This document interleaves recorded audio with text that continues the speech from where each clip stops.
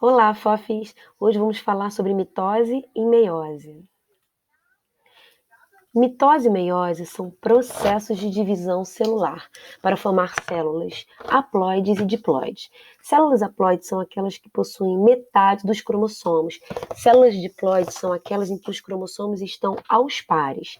Células haploides nos animais são espermatozoide e óvulos, e nas plantas são alguns esporos. E as diploides nos animais são aquelas em que formam órgãos e tecidos do nosso corpo. Na mitose, uma célula se divide e dá origem a duas idênticas à célula-mãe. Na meiose, uma célula se divide e dá origem a quatro com metade do número de cromossomos, ou seja, quatro haploides.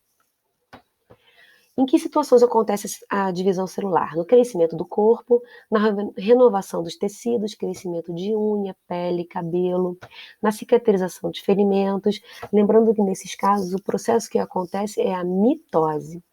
A mitose também acontece nos unicelulares, e aqui ela representa uma reprodução, em que uma célula dá origem a duas com rapidez, simplicidade, semelhança genética e pouco gasto energético.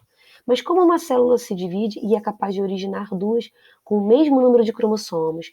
Porque antes da célula se dividir, acontece um período chamado intérfase, em que a célula ainda não está se dividindo, mas os cromossomos estão se duplicando no núcleo. Os cromossomos na intérfase, eles duplicam as suas cromátides, em que agora a gente chama de cromátides irmãs.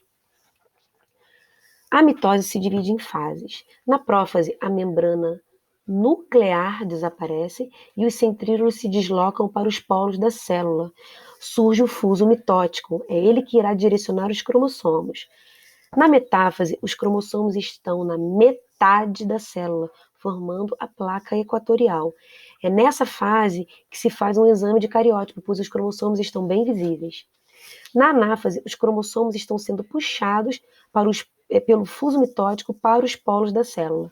E na telófase, a membrana nuclear reaparece e ocorre a citocinese, que é a divisão do citoplasma para formar duas células filhas. O gráfico do ciclo de vida de uma célula mostra o estoque de DNA ao longo do tempo. A intérfase se divide em três fases, G1, S e G2. E é na fase S em que ocorre a duplicação dos cromossomos. Logo após, a célula vai se dividir na mitose e cada nova célula que se forma tem a quantidade de cromossomos idêntica à quantidade de cromossomos da célula inicial. A meiose envolve duas divisões celulares.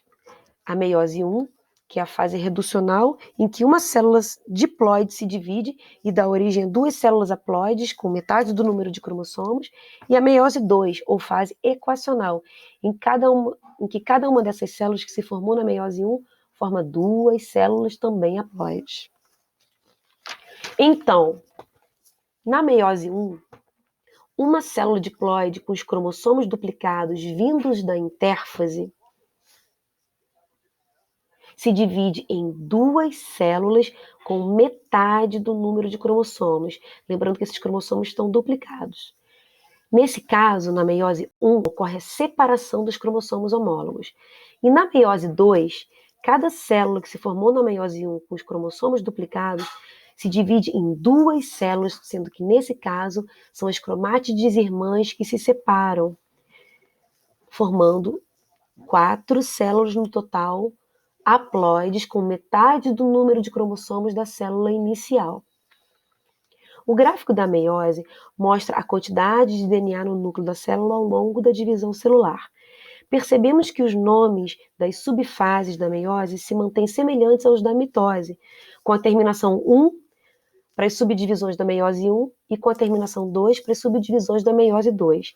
Vale frisar que é na prófase 1 que ocorre a formação de quiasmas, que são resultados do crossing over. O que seria esse crossing over?